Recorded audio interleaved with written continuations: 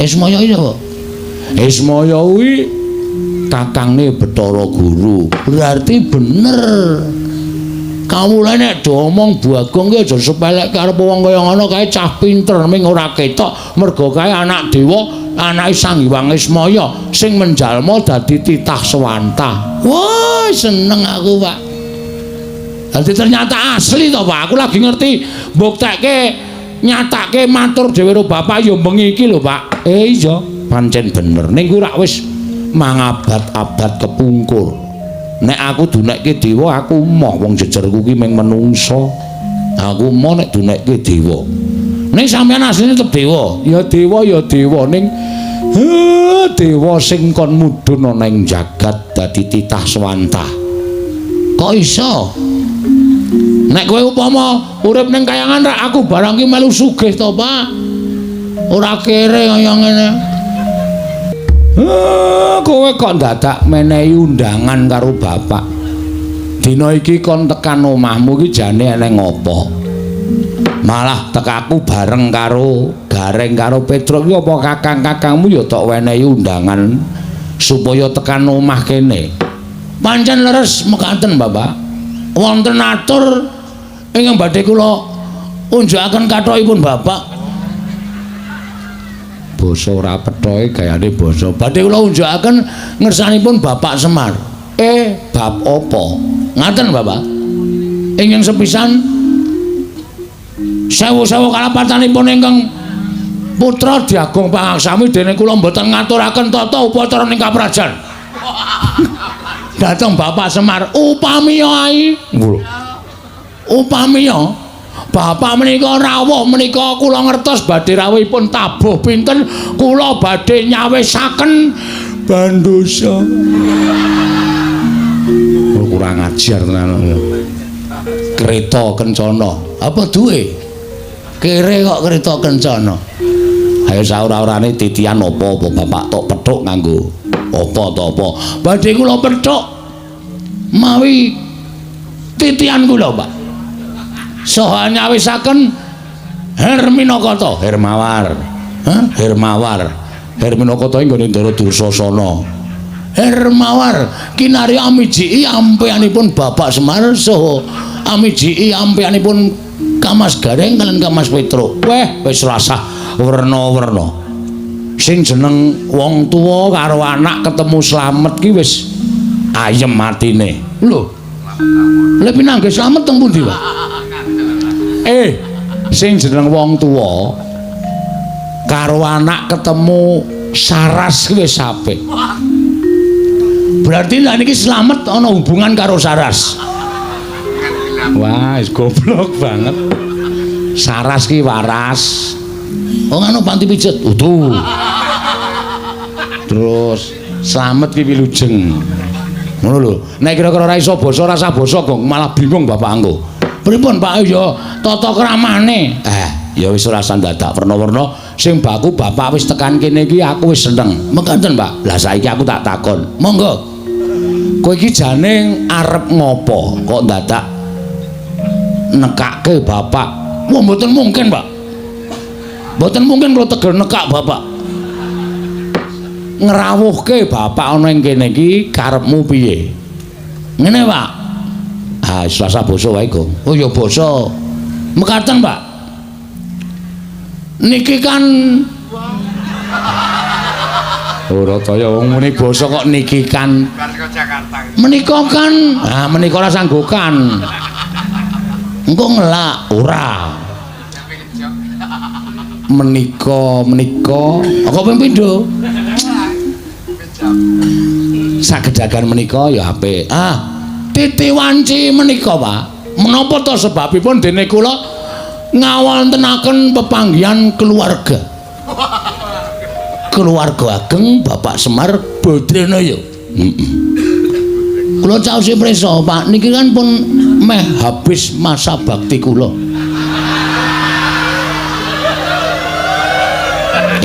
Ngono. Nggih, Pak. Ning kanyata, kira-kira sasi November niku kula pun entek, Pak. Pun telas masa bakti kula. Lek kula udu penemu uron dateng pembangunan padusunan Pringapus mriki. Lah terus niat kula niku ajeng neruske perjuangan kula, Pak.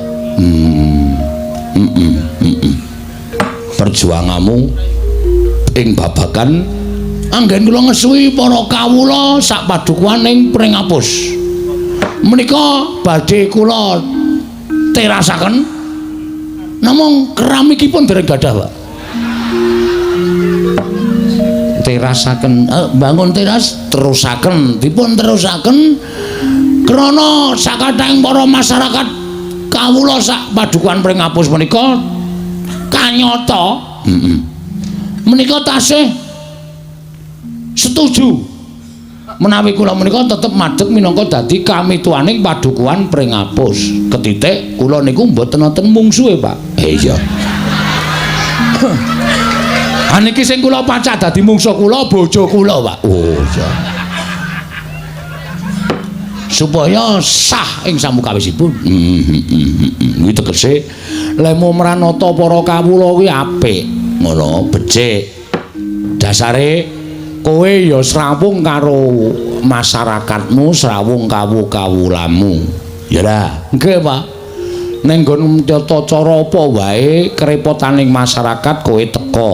Ana ing kabagyaning masyarakat kowe teka.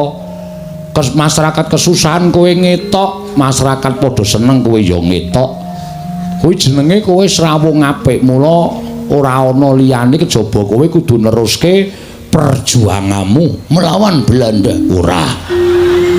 Perjuanganmu nggonmu nata marang padusunan iki. Mekaten, Pak. Nah, intinipun kula ajeng nyuwun pangestu kaliyan Bapak Semar. Tak pangestoni kaliyan nyuwun Probio. Sing arep maju jago kowe kok kowe njaluk Probio aku. Ngengeti bilih kula menika mboten gadahi celengan, Pak. Iya. Ngengeti bilih kula menika ugi nuwun sewu tiyang mboten gadah ning dipercaya dening para masyarakat. Nggih kados pindu pundi malih kula tetep kudu maju minangka dadi pengayomaning masyarakat nerusaken dhateng pembangunan pedukuhan Pringapus. Niki ngaten niku, Pak. Lah, mula kula nyuwun dukunganipun, Bapak. Iya. Bapak kula pacak minangka dadi tim sukses kula. Iya. Sampeyan Bapak kula jaluk supaya ampun tilem dina niki. Wong tuwa melek teka saka iki tekan sok November ora mudhar ya ning ya. Ayo aneh-aneh ora. Sambil nemplekke gambar-gambar, Pak. Oh. Lambangmu apa, Le? Yamaha 75. Lho. Sik.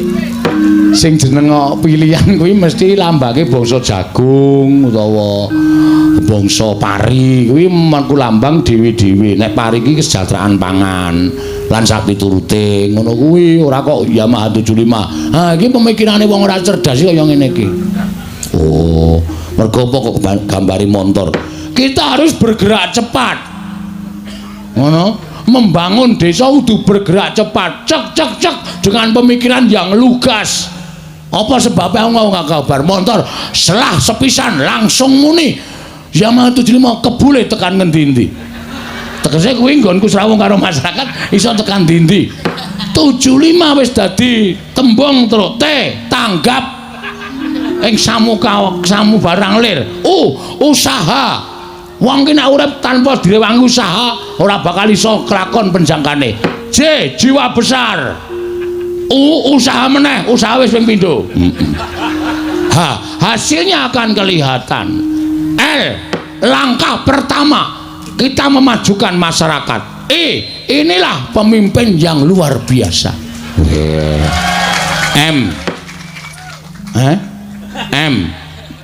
Pray. Loh, pray piye maksude?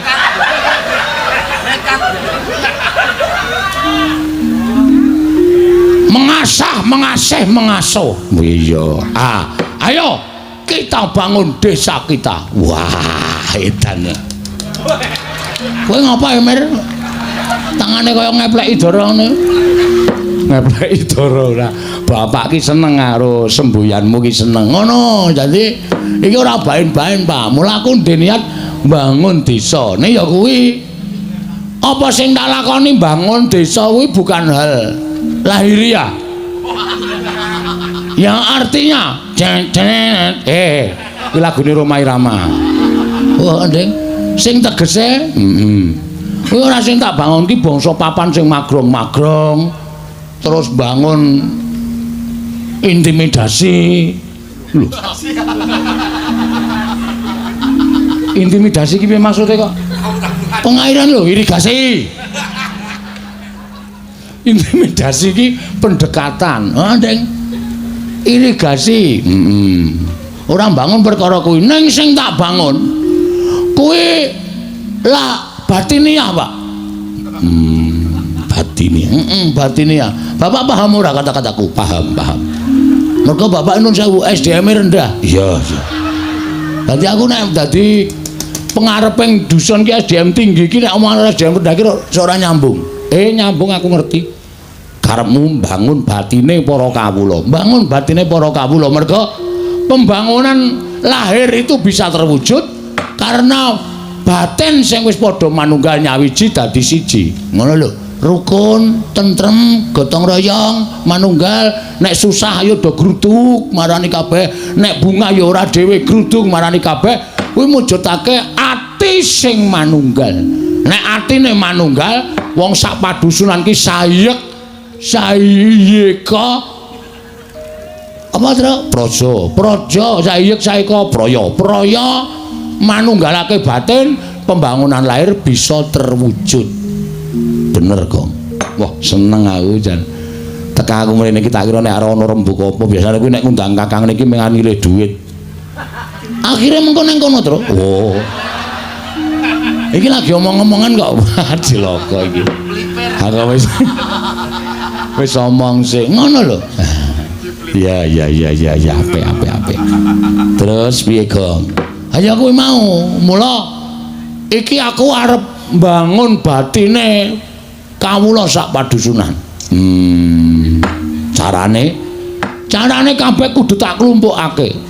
Setiap saat tak tekankan. Bahwa nek kita itu satu negara. Ya. Sak negara. Awak dhewe kudu urip marsinamatan. Awak entuke apa to wong congkrah? Ha ta, Pak? Dusunku ki upama ana congkrah, wis kecekel wonge, Pak. Weh, sapa sing marai sebabe? Aku. Lho. Kok malah kowe dhewe iki? Ning saiki wis tak suda. Iya. Wis tak suda aja nganti aku gawe congkrah. Mergo aku dadi pimpinan. Heeh. Supaya kabeh ki iso manunggal tetunggalan sayuk rukun rukancane. Ya Mas wijarane. Tekan nyinden barang malah. Ngono lho, Pak. Iya. Apik to, Le. Lah terus saiki bapak tok jak rene iki jane arep ngopo? Nyuwun donga, Pak. Oh iya. Sing jeneng anak nang duwe karepan tanpa dongane wong tuwa. Mbok nganti sirah dienggo sikil nek nganti kelakon.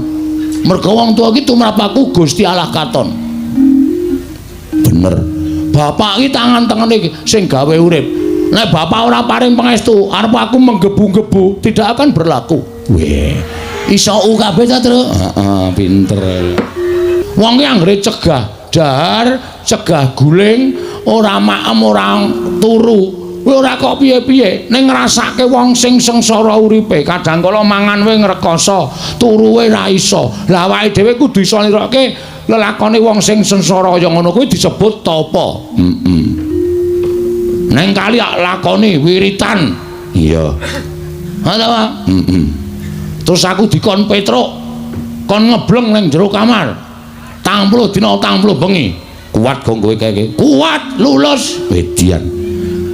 Ampuh kowe. Heeh. Dhewe karo bojoku. Aku ngebleng bojoku mbligung.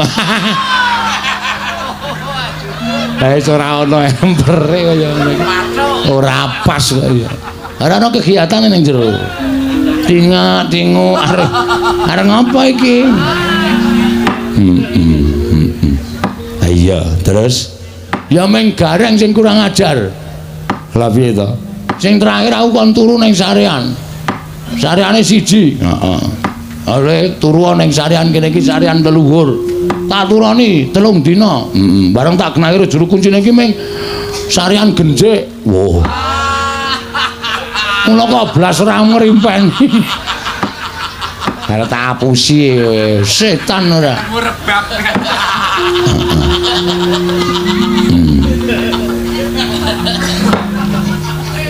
Ning aku ngono, Pak. Piye? Aku jane ya arep matur karo bapak. Arep matur apa? Sasuwene aku ki entuk mandat saka rakyat. Nek pancen aku ki arep kepilih meneh mergo aku ora ndek mungsuh. Iya. Iki ana sasmitaning dewa, Pak. Sasmita dewa sing tok tampa. Metu marganing pasumpenan. Siji, aku iso kelakon yen aku kudu disarati dusunku iki kudu dipendhemi utawa ditumbali pelem pertangga jiwa. Kuwi jane nanti to bare golek. Karo Jambu Dipa Nirmala. Sing angka loro ana dewa sing menehi sasmita. Bagong nek kowe kepilih meneh, so nek syukuran kudu wayangan meneh. Ki masyarakate do guyu to, setuju to? Provokator kuwi jenenge. Konjur sing ditanding kok masyarakate. Amen ra apa-apa nek ora ngono ndak ora sida. Iya. Ha kuwi pertangga jiwa Jambu Dipa Nirmala iki jare sapa to, Pak? Ya ora bab sing gampang. Ning kuwi bab sing angel sebab kuwi ora ana tukule ning jagat. Lho. Tukule nanti, Pak? Malam pertangga rasa nganggo ta marai arep watok aku iki Semar iki pancen ngene iki ngandel ora sing jeneng kok jeleng ora Semar iki ya entuk kleru wong MC-ne mau ya kleru harmoni mugi-mugi kok mugi-mudi mergo ketrikel lilate. Nah, mesti kleru mugi-mudi. Wis kebacut seru. Ha iya.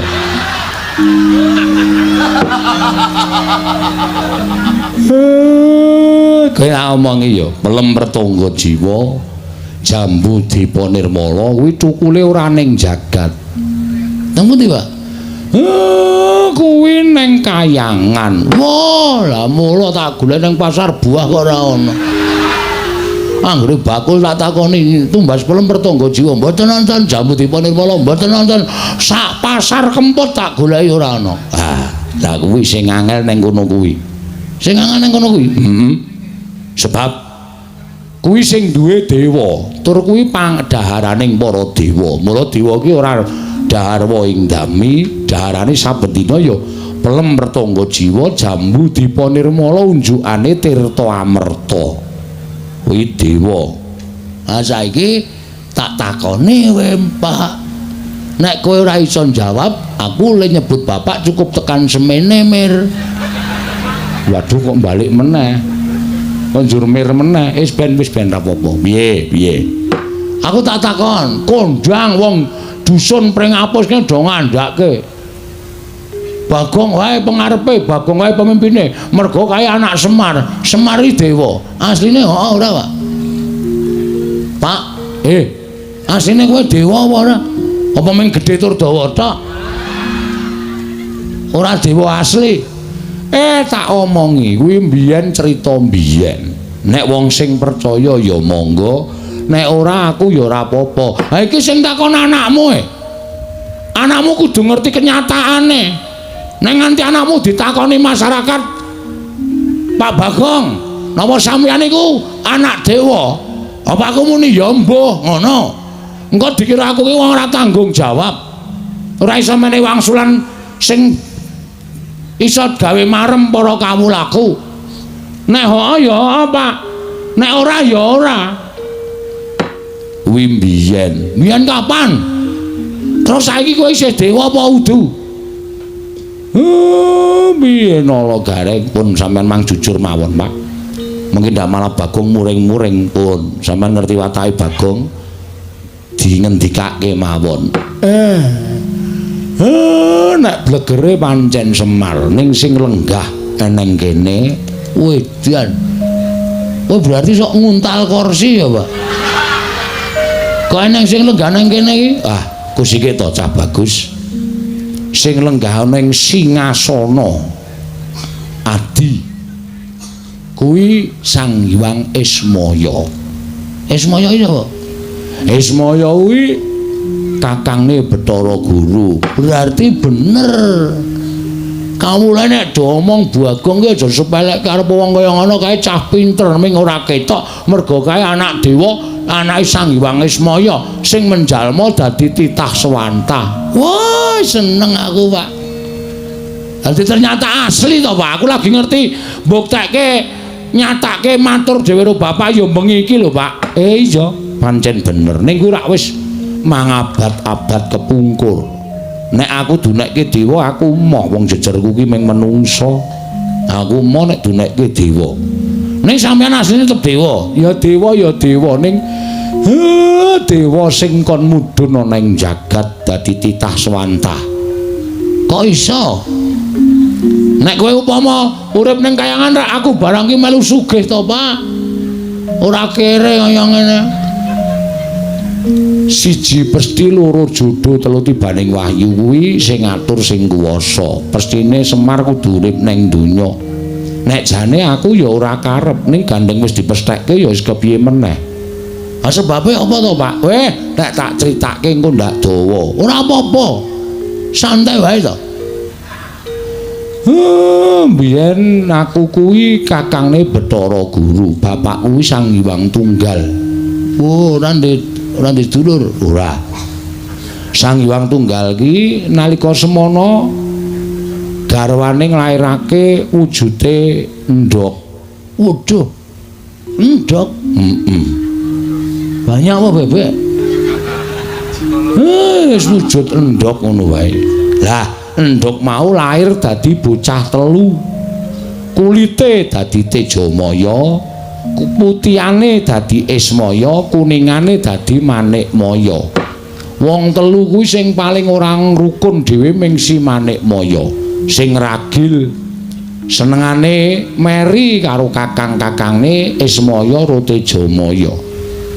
Nganti sawijining dina aku kuwi lagi regejegan karo Kakang Tejamaya. Istilahe gelut. Masalahe rasa takon perkarane. Kalodhangan kuwi digunakake karo si Manikmaya nggo wadul karo bapakne Sang Hyang Tunggal, Rama. Kakang Ismaya, Kakang Tejamaya sami Pancabakah, sami peperangan amargi sami rebat kepengin dados dewaning para dewa. Ning jane ora, ning merga Manikmaya kuwi sing jane kepengin dadi dewa, terus aku didakwa kaya ngono karo si Manikmaya. Rama pukulun duka. Wedane. Apa ya ceritane? Terus Rama pukulun duka didangu Tejamaya, Ismaya kok ngono pakartimu kok kepengin nyahak wenanging wong tuwa. Tejamaya nek kowe iso nguntal gunung pagering jagat sisih kulon tak dadekke dewa. Ismaya nek kowe iso nguntal pagering gunung jagat sisih wetan kowe tak dadekke dewa. Pak Demu Tejamaya cangkeme nganti dijembar-jembarke nganti suwek. Mula cangkeme togok kakangku kae kepleh-kepleh. Dadi rusak awake. Aku nganggo igo. Gunung mau tak serot. Sawetara sapirangan mlebu ning wetengku, mula wetengku jembling kaya ngene iki. Isine gunung. Separuhe ora ana, ngragas. Aku ngonceki critamu mau ana bab sing apik sing tak cekeli, Pak. Piye? Sing jeneng wong di gegayuhan kuwi nek ora ngukur karo kekuatane kuwi mesti ngrusak karo ragane, ngrusak karo batine dhewe. Ya kuwi bapak kuwi. Iya, mula aku keluputan terus didukke neng jagat kene. Lah saiki ngene, Pak. Piye? Aku nek njaluk tulung piye, Pak? Njaluk tulung apa? Gandeng bapak ki wis tepung karo wong kayangan. Bapak ki wis apal karo panitia kayangan. Terus bapakmu nggawa ning kayangan nyuwuna pelemper tangga jiwa Jambu Dipa Nirmala. Lah. Iki piye iki gelem ora? Kowe nyetujoni aku dadi pimpinan meneh ora? Nek sampean ora gelem, berarti sampean arep menjatuhkan aku di depan masyarakatku. Itu menghina. Tegese aku wis tok elek-elek. Nek bapak iso gayuh, berarti bapak kuwi pancen lahir batin nggone mbantu karo anakmu Bagong. Ngono wae. Lho gareng piye iki? Lah monggo kersane bapak pripun? Petruk piye? Kula ya ora ngerti. Pun rasa taren-taren. Gek cekat-cekat menyang iki ana uang transport 20.000 tekan ngendi gong tekan kayangan kok 20.000. Pripun, Pak? Nek upama aku rasa munggah ning kayangan piye? Lah terus adikku guru tak undangi mrene. Weh lah iki ngetoke keterampilan kesektene bapak. Coba guru kon mrene ning aja sak murite lho nang ngebabaki. Gurune tok wae. Iya. Gurune tok. Engko ndak ngebabaki aku malah kewan le nyuguh aku. Iya. Tak matek aji ya Bagong matek aji pameling. Bathara Guru men tekan ana ing kene. Kowe matura dhewe sak karepmu. Entuk karo orane ya sak karepmu, aku ming sak derma nglantarake. Nggih, Pak, ngestoke dawuh.